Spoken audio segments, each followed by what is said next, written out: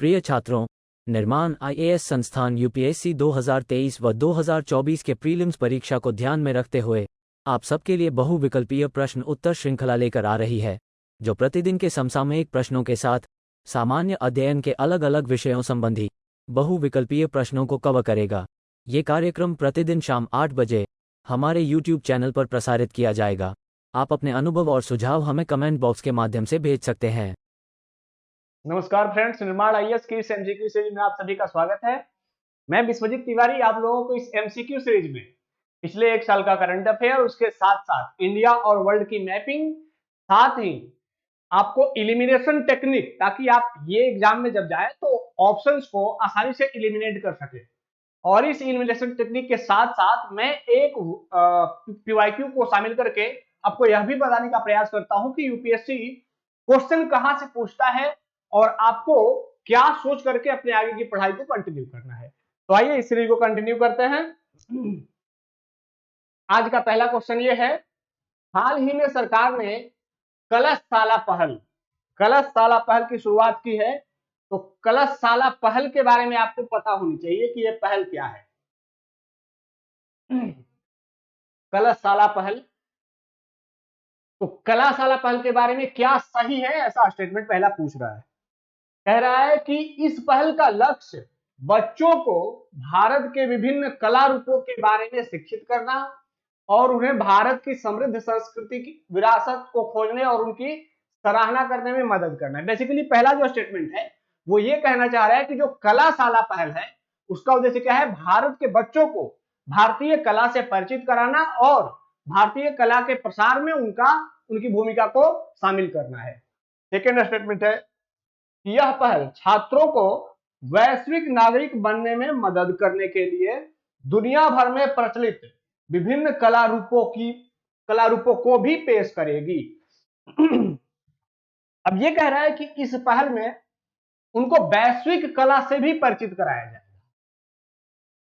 अब यहां पर आपको यह सोचना है कि कभी भी ऐसा स्टेटमेंट आ जाए, कलाशाला पहल, भारत सरकार अगर कोई पहल कर रही है जो आर्ट एंड कल्चर से जुड़ा हुआ है, तो उसका मूल्य उद्देश्य क्या होगा कि भारतीय कला का प्रसार करना। अब वो बच्चों के माध्यम से हो, बड़ों के माध्यम से हो, सबके माध्यम से हो, तो सभी ऐसे जो स्टेटमेंट होंगे वो अधिकांशतः सही होंगे। ठीक है, लेकिन स्टेटमेंट सेकंड पे ध्यान देना है कि ये वैश्विक नागरिक बनने में और दुनिया भर में प्रसिद्ध विभिन्न कला रूपों को भी उसमें शामिल किया जाएगा। अब आइए इसको क्या कहते हैं, सही उत्तर ढूंढना है।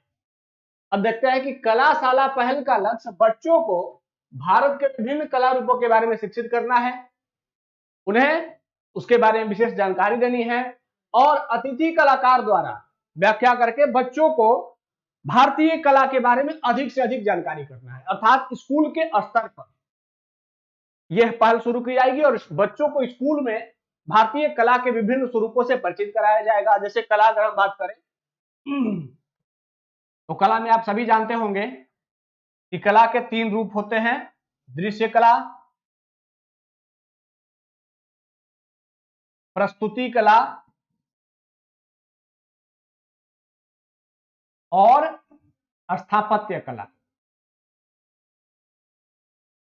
अब ये कला के 3 रूप होते हैं। इस कला में भी आप सभी जानते हैं, दृश्य कला को अगर हम देखें तो दृश्य कला में नृत्य कला और संगीत कला, ये 2 कला के ऐसे पार्ट हैं जो दृश्य कला के पार्ट हैं, प्रस्तुति कला के पार्ट हैं। दृश्य कला में आता है चित्रकला और मूर्तिकला, और प्रस्तुति कला में क्या आता है, नृत्य, संगीत और नाटक। स्थापत्य में भवन, गुफा, स्तंभ, स्तूप, ऐसे बहुत सारे स्थापत्य आते हैं। तो कला के इतने व्यापक रूप हैं भारत में। अब भारत में नृत्य कला ही अलग अलग क्षेत्रीय स्तर पर व्यापक रूप में विस्तृत है। दक्षिण भारत की अपनी नृत्य कला है, उत्तर भारत की अपनी नृत्य कला है, दक्षिण भारत में भी अलग अलग राज्यों की है।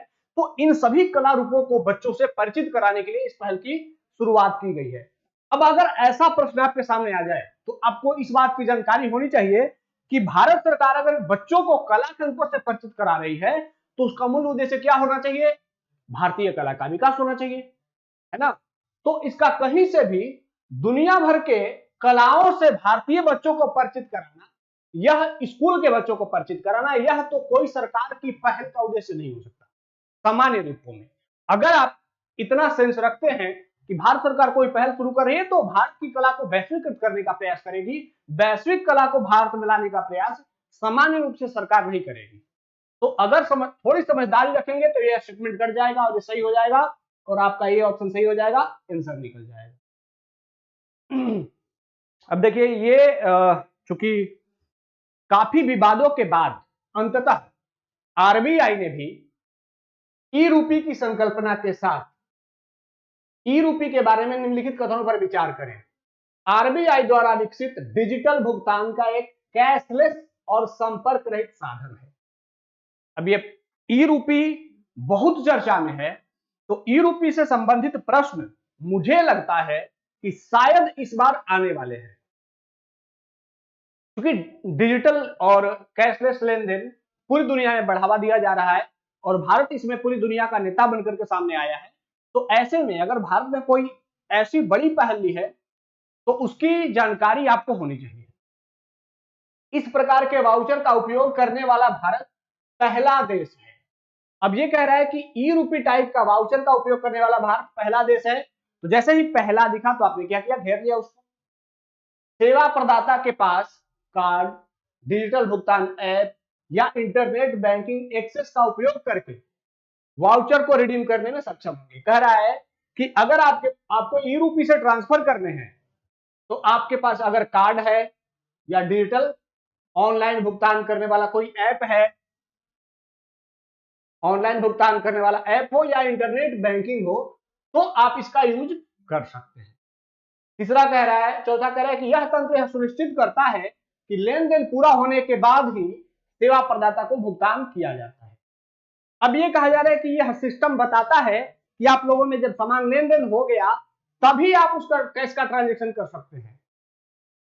मतलब आपने पहले कुछ लिया है तभी आपको वो ट्रांसफर करने की अनुमति देगा। क्या ऐसा करता है? तो कह रहा है कि कौन सा कथन गलत है। तो अब आपको सही कथन की पहचान नहीं करनी है, तो जैसे ही गलत दिखा तो तुरंत उसको घेर दिया। देखिए जहां तक मुझे लगता है कि अगर कोई स्मार्ट स्टूडेंट है तो वह बिना सोचे इस प्रश्न को, इस ऑप्शन को देख करके कि इस प्रकार का वाउचर का उपयोग करने वाला भारत पहला देश है, इसको देख करके गलत मार लेगा इसको, और दो को गलत मार करके क्या करेगा, तो दो को कह रहा है कौन सा गलत है, तो ये ऑप्शन लिस्ट से बाहर हो जाएगा क्योंकि इसमें दो नहीं है और दो गलत लग रहा है। ठीक है, तो अब बचे हमारे पास ये तीन ऑप्शन। ऐसे में अधिकांश संभावना है कि सिर्फ एक ऑप्शन, अगर चार ऑप्शन है और गलत पूछा गया है तो सिर्फ एक ऑप्शन गलत होने की संभावना नहीं है, बल्कि एक से अधिकतम ऑप्शन गलत होते हैं। आइए पहले देख लेते हैं है क्या। ई रूपी एनपीसीआई द्वारा, देखा ना, एनपीसीआई द्वारा विकसित किया गया है डिजिटल भुगतान का कैशलेस और संपर्क रहित साधन है। ई रूपी किसने विकसित किया है, तो यहां पे आरबीआई ने इसको डेवलप नहीं किया है। तो जब आरबीआई ने डेवलप नहीं किया है तो आरबीआई द्वारा विकसित, तो ये भी स्टेटमेंट क्या हो जाएगा, गलत हो जाएगा। तो पहला गलत हो गया और यहां पर दूसरा हमने अंदाज से गलत मारा था, तो पहला और दूसरा दोनों हो गए गलत। तो अब ये भी खत्म हो गया। तो अब हमारे पास ऑप्शन बचे 1 2 3 और 1 2 3 4। इसका मतलब कि या तो चौथा सही है या गलत है, इसी से आंसर हमारा निकलने वाला है। आइए देखते हैं। यह क्यूआर कोड एसएमएस स्ट्रिंग आधारित ई वाउचर है, ये तो हमें पता ही हो गया। वाउचर प्रणाली का उपयोग करने वाले पहले से ही कई देश हैं। उदाहरण के लिए तो ये सब देश तो पहले से ही कर रहे हैं, तो खैर हमें आसानी से समझ में आ गया था कि ये स्टेटमेंट गलत है। सेवा प्रदाता पर कार्ड, डिजिटल भुगतान ऐप या इंटरनेट बैंकिंग एक्सेस की आवश्यकता के बिना, अब यहां पर आ गया, इसके लिए आपको, अगर आप ई रूपी का यूज करते हैं तो आपको कार्ड का यूज करने की जरूरत नहीं है, आपको कोई एप्लीकेशन यूज करने की जरूरत नहीं है, ना ही आपको कोई भी इंटरनेट सर्विसेज आधारित ट्रांजैक्शन वाले सिस्टम यूज करने की जरूरत है। तो ये बहुत ही आसान सिस्टम है और ये कहता है कि यह लेन देन पूरा होने के बाद ही सेवा प्रदाता को भुगतान किया जाता है। अब मुझे अगर आपको पैसे भेजने हैं, मैंने कहा कि आप मुझे कोई सामान भेज दीजिए, मैं तो आपने कहा कि नहीं पहले पैसे दीजिए फिर मैं सामान भेजता हूँ। अब लेकिन ये मेरा सिस्टम कह रहा है कि नहीं, पहले आपके पास सामान आ जाएगा तभी यहां से मैं ट्रांजेक्शन होने दूंगा। ऑप्शन नंबर 4 यही कह रहा है ना कि लेन देन पूरा होने के बाद ही सेवा प्रदाता को भुगतान किया जाता है, यह तंत्र ऐसा सुनिश्चित करता है। तो भाई मेरे पास जब तक सामान नहीं आएगा तब तक पैसा इधर से जा ही नहीं सकता है, तब तो बड़ी दुविधा हो जाएगी, सामने वाला फिर सामान देने से इनकार कर देगा। तो ऐसा सिस्टम तो कभी नहीं हो सकता है ना? क्यों हो सकता है? हो सकता है। ये इतना सिक्योर सिस्टम है कि इसमें आप अपने ट्रांजेक्शन को फिक्स कर सकते हैं, दोनों लोग म्यूचुअली अग्रीड हो सकते हैं कि हमने आपको यहां से ट्रांजेक्शन ओके कर दिया है, जैसे ही सामान मेरे यहां डिलीवर हो जाएगा, ये ट्रांजेक्शन मेरे यहां से चला गया है लेकिन आपके यहां पहुंचा नहीं है, जैसे ही आपका सामान मेरे यहां डिलीवर होगा तुरंत अपने आप कैश आपके यहां चला जाएगा। तो यह बहुत ही अच्छी पहल है, ई रूपी पहल, और यह नई टेक्नोलॉजी जैसे जैसे आ रही है वैसे वैसे फाइनेंशियल सेक्टर में बड़े बड़े रिफॉर्म्स आ रहे हैं, बड़ी बड़ी नई नई चीजें आ रही हैं जो कि हमारे ट्रांजेक्शन को बहुत आसान बना दे रही है, बहुत सिक्योर बना दे रही है। तो इसीलिए ये जो एक नया तरीका, नया टेक्नोलॉजी आया है, इसके बारे में आप लोग जरूर पढ़ लीजिएगा, ई रूपी के बारे में। ठीक है, तो इस तरीके से ये चौथा सही है, तो हमारा ऑप्शन 1 2 3 ये गलत है, आंसर सही हो गया। ऐसे क्वेश्चन आएंगे। अब यहां पर देखिए, ये क्वेश्चन देखिए, ये क्वेश्चन बेसिकली आप आसानी से थोड़ा सा एफर्ट लगा करके सॉल्व कर सकते हैं, देखते हैं आप लोग कितना दिमाग लगाते हैं उसमें।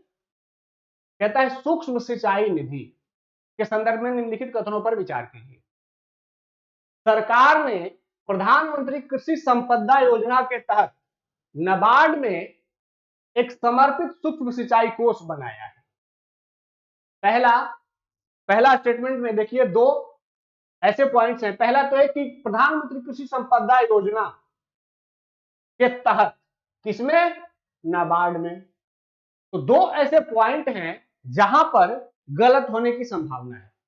सेकंड ऑप्शन, इसके लिए सूक्ष्म सिंचाई निधि के लिए वित्त मंत्रालय नोडल मंत्रालय है। ये तो आसानी से पकड़ में आ जाएगा।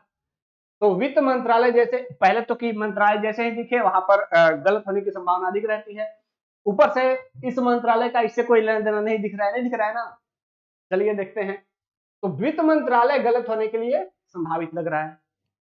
तीसरा, कोष का उद्देश्य माइक्रो के तहत कवरेज का विस्तार करने के लिए अतिरिक्त संसाधन जुटाने में राज्य सरकार के प्रयासों को सुविधाजनक बनाना है। ये कह रहा है कि कोष का क्या उद्देश्य है कि राज्य सरकारें जो सिंचाई सुविधा के विकास के लिए प्रयास कर रही हैं, उनके लिए फंड इकट्ठा करना है। तो ये राज्य सरकारों के लिए है, राज्य सरकारों के प्रयासों के लिए है, या जिला स्तर के प्रयासों के लिए है, या फिर कोई बड़ी स्पेशल विशेष करके परियोजनाओं के लिए है। तीसरा, चौथा पॉइंट कह रहे हैं कि एमआईएफ के तहत, मतलब इसके तहत सूक्ष्म सिंचाई निधि के तहत राज्य सरकारों को फंड की लागत से 3% कम पर ऋण प्रदान किया जाता है। अर्थात इसमें जो पैसा है, अगर कोई राज्य सरकार चाहता है कि वह अपने यहां सूक्ष्म सिंचाई सुविधाओं का विकास करे, तो वह इस फंड से पैसा कर्ज ले सकता है और उसको 3% से कम पर भी इंटरेस्ट, 3% से कम इंटरेस्ट पर यह पैसा दे दिया जाएगा। तो 3% से कम इंटरेस्ट, तो यहां 3% एक टर्म आ गया, एक नंबर दिख गया, डिजिट दिख गया। हो सकता है 4% हो, 2% हो, 5% हो। कह रहा है कि कौन सा कथन सही है। अब आइए इसका डेफिनेशन देख लेते हैं। सरकार ने प्रधानमंत्री कृषि सिंचाई योजना के तहत नाबार्ड में एक समर्पित सूक्ष्म सिंचाई कोष बनाया है। कहां बनाया है? नाबार्ड में ही बनाया है, प्रधानमंत्री कृषि सिंचाई योजना के तहत। देखा ना, जहां दो ऐसे ऑप्शंस दिखने लगे, इसमें देखिए पहले में जहां दो ऐसे ऑप्शंस दिखने लगे जहां पर कि गलत होने की संभावना है, तो यह मान करके चलिए कि दोनों में से एक तो गलत होगा ही होगा। यहां पर प्रधानमंत्री कृषि संपदा योजना है और दूसरा है नाबार्ड। नाबार्ड तो सही है कि नाबार्ड में ही एक कोष बनाया गया है, लेकिन यहाँ पर प्रधानमंत्री कृषि संपदा योजना नहीं बल्कि प्रधानमंत्री कृषि सिंचाई योजना है। तो इस तरीके से पहला ऑप्शन गलत हो गया। इसके लिए कृषि और किसान कल्याण मंत्रालय नोडल मंत्रालय है। तो हम ये भी जानते थे कि वित्त मंत्रालय बहुत ही आसानी से डिलीट हो जाएगा, तो 2 नंबर ऑप्शन भी गलत हो गया।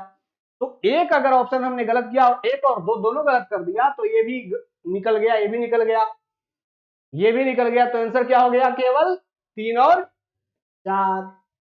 आसान था ये वाला ऑप्शन। अगर तरीका आपको पता था कि जहां दो डाउटफुल स्टेटमेंट दिखा, एक ही स्टेटमेंट को दो डाउटफुल डेटा दिखा या दो डाउटफुल इंफॉर्मेशन दिखा, तो गलत होने की संभावना ज्यादा है उसकी। तो ऐसा अगर बार बार आप प्रैक्टिस करेंगे तो आपके आंसर लगातार सही होने लगेंगे और आपकी एलिमिनेशन टेक्निक खुद ब खुद डेवलप होती चली जाएगी। ठीक है, आइए आगे बढ़ते हैं। ये देखिए, ये पीवाईक्यू है, 2022 का एक क्वेश्चन है यूपीएससी का। ये क्वेश्चन बेसिकली मैं आप लोगों को इसलिए दिखाता हूं ताकि आप लोगों को पता चल सके कि यूपीएससी कहां से क्वेश्चन पूछता है और कहां से आपको अपनी तैयारी को दिशा देनी है।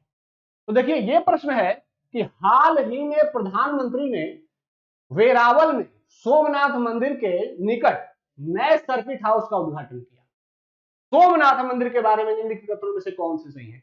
अब देखिए, भारत में मंदिर बहुत है, मंदिरों का तो देश ही है भारत। ऐसे में सभी मंदिरों के बारे में जानकारी रख पाना बहुत मुश्किल है। तो आपको पढ़ाई की दिशा कहां देनी है कि अगर कोई इमिनेंट व्यक्ति, जैसे कोई दुनिया का कोई राष्ट्राध्यक्ष भारत आता है किसी विशेष अवसर पर और वो किसी विशेष जगह पर घूमने जाता है, तो वो जगह महत्वपूर्ण हो जाता है। या भारत का प्रधानमंत्री कहीं पर भारत के किसी मंदिर में चले गए, वहां जाकर के कोई विशेष घोषणा कर दिए, तो वह जगह आपके लिए महत्वपूर्ण हो जाती है। तो इसीलिए उन सब जगहों से क्वेश्चन पूछे जाने की संभावना अधिक होती है। ऐसा हमने प्रीवियस ईयर क्वेश्चन को अंदाजा करके देख लिया है। तो आपका टास्क है कि आप लोग पिछले 1 सालों में प्रधानमंत्री की अगर कोई बड़ी यात्रा हुई है भारत में, जहां पर प्रधानमंत्री ने कोई घोषणा करी है, या सांस्कृतिक स्तर पर भारत में कोई बहुत बड़ा परिवर्तन हो रहा है, जैसे अयोध्या में राम मंदिर, तो राम मंदिर के इतिहास से संबंधित प्रश्न पूछे जाने की संभावना है। उज्जैन में महाकाल कॉरिडोर बना है, तो महाकाल से प्रश्न पूछे जाने की संभावना है। तो ऐसे सेंट्रिक मुद्दे जो कि चर्चा में रहे हैं, इनको ध्यान में रख करके अगर तैयारी करेंगे आप, तो आपसे आर्ट एंड कल्चर के प्रश्न भी बन जाएंगे, वरना सिर्फ पढ़ करके आर्ट एंड कल्चर के प्रश्नों को सॉल्व करना बहुत ही मुश्किल होगा। तो आइए इसको देख लेते हैं, हालांकि उत्तर आप लोग बताएंगे।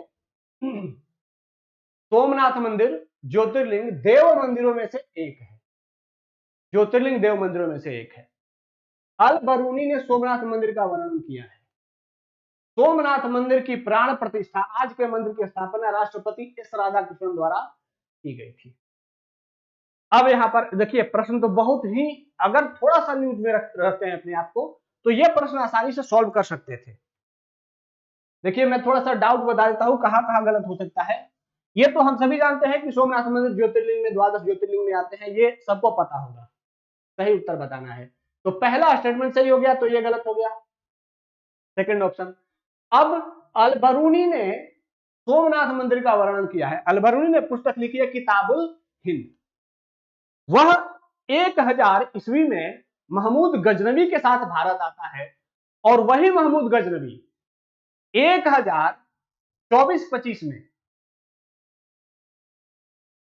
बार बार हमला कर रहा है और वह अपने अंतिम अभियानों में लगभग सोमनाथ मंदिर को तोड़ता है।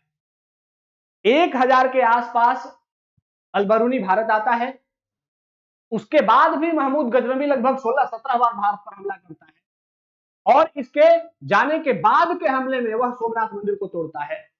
तो क्या अलबरूनी ने सोमनाथ मंदिर का वर्णन किया है? यह आपको जान लेना चाहिए। मैं ये नहीं कह रहा हूं कि ये पूछ लिया गया तो अब आगे इसकी बात ये रिपीट नहीं हो सकता है। ये आपको जान लेना चाहिए, क्योंकि ऐसे प्रश्न अगर जानकारी आपके होते हैं तो ये आपके पेरिफेरल नॉलेज के रूप में काम करते हैं, इससे संबंधित क्वेश्चन को सॉल्व करने में। अगले पॉइंट पे देखिए कि सोमनाथ मंदिर की प्राण प्रतिष्ठा राष्ट्रपति एस राधाकृष्णन द्वारा की गई थी। थोड़ा सा हिंट है, राजेंद्र प्रसाद और वल्लभ भाई पटेल और एस राधाकृष्णन, इन तीनों के बारे में थोड़ा जानकारी इकट्ठा कर लीजिएगा। इन तीनों का सोमनाथ मंदिर से जुड़ाव है। अब इन तीनों में से किसने प्राण प्रतिष्ठा करी थी, ये आपका होमवर्क है, इसको करें। मेरा जो बेसिकली इस पीवाईक्यू को लेने का जो तात्पर्य था वो आपको एक दिशा दिखाना था, वो मैंने दिखाया आया। अब आइए इसको वर्ल्ड मैपिंग को देख लेते हैं। वर्ल्ड मैपिंग के स्तर पर ये महान झीलों के साथ ये क्वेश्चन पूछा गया है। महान झील जो कि अमेरिका में प्रमुख जो झीलें हैं उनको ग्रेट लेक्स कहा जाता है, उन ग्रेट लेक्स से संबंधित ये क्वेश्चन पूछे गए हैं। कह रहा है कि सुपीरियर ह्यूरन और मिशिगन झीलें अमेरिका और कनाडा के मध्य सीमा साझा करती हैं। अब ये पहला जो स्टेटमेंट है, सुपीरियर ह्यूरन और मिशिगन झीलें अमेरिका और कनाडा के बीच में सीमा साझा करती हैं। सेकंड कह रहा है ईरी और ओंटारियो झीलें पूर्ण रूप से यूएसए के मध्य अवस्थित है, अर्थात ये कनाडा से सीमा साझा नहीं करती है। थर्ड कह रहा है कि लेक सुपीरियर सबसे पश्चिमी जबकि लेक ईरी सबसे पूर्वी झील है। तो लेक सुपीरियर सबसे पश्चिमी और लेक ईरी सबसे पूर्वी झील है। और प्रश्न कह रहा है कि निम्न कथनों में से कौन सा सही है। आइए ग्रेट लेक्स को देख लेते हैं। ये देखिए, ये 5 लेक्स हैं अमेरिका में, अमेरिका और कनाडा के साथ सीमा साझा करते हुए, इन्हीं को ग्रेट लेक्स कहा जाता है। यहां देखिए ऊपर ओंटारियो कनाडा, तो सबसे पश्चिम में कौन सी लेक दिख रही है आपको, लेक सुपीरियर, इसकी सीमा सबसे पश्चिम तक विस्तृत है। यहां पर देखिए, यह है लेक मिशिगन और यह है लेक ईरी। ये दोनों लेक मिशिगन और लेक ईरी, ये दोनों पूर्ण रूप से यूएसए अर्थात अमेरिका में आंतरिक में है, जबकि लेक सुपीरियर, लेक ह्यूरन और लेक ओंटारियो, ये तीनों झील अमेरिका और कनाडा के बीच में सीमा साझा करती हैं। ठीक है, सबसे पूर्व में कौन सी है, लेक ओंटारियो, और सबसे पश्चिम में लेक सुपीरियर। सबसे बड़ी कौन सी है इन पांचों में, लेक सुपीरियर। सबसे छोटी आप लोगों को कौन दिख रही है, लेक ओंटारियो। तो ये जो प्रमुख इंफॉर्मेशन है, ये आप लोगों को पता होना चाहिए कि कौन कौन सी झीलें अमेरिका और कनाडा से सीमा साझा करती हैं, कौन सी अमेरिका में पूर्ण रूप से अवस्थित है, और सबसे बड़ी कौन सी है और सबसे छोटी कौन सी। क्योंकि यूपीएससी वर्ल्ड मैपिंग के स्तर पर ऐसे प्रश्न पूछता है, तो यहां से प्रश्न अब तक रिसेंट में नहीं पूछे गए हैं, तो यहां से अब प्रश्न पूछे जाने की संभावना बन रही है। इसको भी ध्यान में आप लोग जरूर रखेंगे। ठीक है, तो अगर इसके आधार पर हम प्रश्नों को देखें, तो सुपीरियर ह्यूरन और मिशिगन झीलें अमेरिका और कनाडा के मध्य सीमा साझा करती हैं, ये स्टेटमेंट सुपीरियर ह्यूरन और मिशिगन, तो आपने यहां पर तो देख ही लिया कि मिशिगन झील कनाडा के साथ सीमा साझा नहीं करती है, तो यह स्टेटमेंट गलत हो गया। दूसरा, ईरी और ओंटारियो झीलें पूर्ण रूप से यूएसए के मध्य में है। अब यहां पर देख लीजिए कि यहां पर ओंटारियो कनाडा के साथ सीमा साझा करती है, जबकि ईरी और मिशिगन ये दोनों पूर्ण रूप से अमेरिका में हैं, तो यह स्टेटमेंट भी क्या हो गया, गलत हो गया। लेक सुपीरियर सबसे पश्चिमी, तो यह तो सही है, जबकि लेक ईरी सबसे पूर्वी झील है, यह गलत हो गया, क्योंकि लेक ईरी नहीं बल्कि लेक ओंटारियो सबसे पूर्वी झील है। तो इस तरीके से तीनों के तीनों स्टेटमेंट क्या है, तीनों के तीनों स्टेटमेंट गलत है। कह रहा है कि कौन सा सही है, तो उपयुक्त में से कोई नहीं। अब इंडिया की मैपिंग का एक क्वेश्चन है, महानदी की सहायक नदियों की पहचान कीजिए। महानदी की सहायक नदियों को पढ़ने में बहुत कम बच्चों ने इस पर ध्यान दिया होगा, लेकिन यहां से क्वेश्चन पूछे गए हैं, बहुत सारे पीसीएस में भी पूछे गए हैं, इवन यूपीएससी ने भी पहले पूछ रखा है। तो महानदी की सहायक नदियां ऑप्शन से दिए गए हैं कि शिवनाथ, ईव, जोंक, तेल, शिवनाथ, जोंक, ब्राह्मणी, वैतरणी, इंद्रावती, ब्राह्मणी, वैतरणी, तेल, बरना, तंदुनी, तवा और हिरण। तो इन नदियों के बारे में आपको जानकारी बहुत ही कम होगी बेसिकली, लेकिन ये महत्वपूर्ण नदियां हैं, क्योंकि ये किसी न किसी बड़ी नदी की सहायक नदी हैं, तो इनसे प्रश्न जरूर, इनको केंद्र में रख के प्रश्न जरूर पूछा जा सकता है। आइए देख लेते हैं। ये देखिए, बेसिकली ये महानदी की सहायक नदियां हैं कुछ। यहां देखिए शिवनाथ, यहां देखिए जोंक, यहां देखिए तेल, यहां देखिए मंद, यहां देखिए हसदो। तो इसको याद कैसे करेंगे? इसको ऐसे याद कर लेंगे कि शिवनाथ अब जोंक का तेल लगाकर, जोंक का तेल लगाकर मंद मंद हंस दो।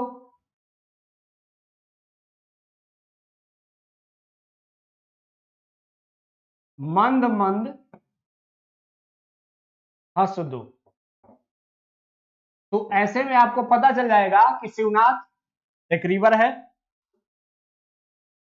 एक रिवर हो गया शिवनाथ। अब है तो इसको इव समझ लीजिएगा, इव, जोंक, तेल, मंद और हंस दो। शिवनाथ अब जोंक का तेल लगाकर मंद मंद हंस दो। तो ये महानदी की सहायक नदियां हो गई, शिवनाथ, इव, जोंक, तेल, मंद और हंस दो।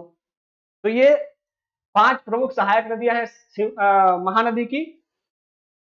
यहां पर थोड़ा सा एक मैप देख लीजिएगा, उड़ीसा से होकर के कुछ और नदियां भी बहती हैं। यहां सबसे लास्ट में यहां पर देखिए सुवर्ण रेखा नदी। सुवर्ण रेखा नदी जो झारखंड के पठारों से निकलती है, यह उड़ीसा से होते हुए बंगाली खाड़ी में गिर जाती है। यह किसी की सहायक नदी नहीं है। दूसरी नदी है बूढ़ा बलंग।